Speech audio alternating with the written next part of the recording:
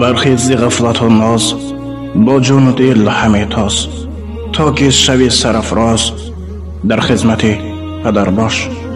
باشه تو گر مسلمان، گردار دین و ایمان، ای جان من سرآغاز در خدمت پدر باش.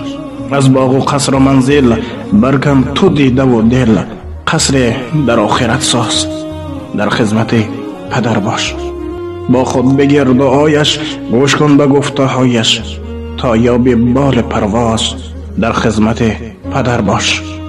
در نزد او به تمکین با زانوی ادب شین، بالا مکن تو آواز در خدمت پدر باش.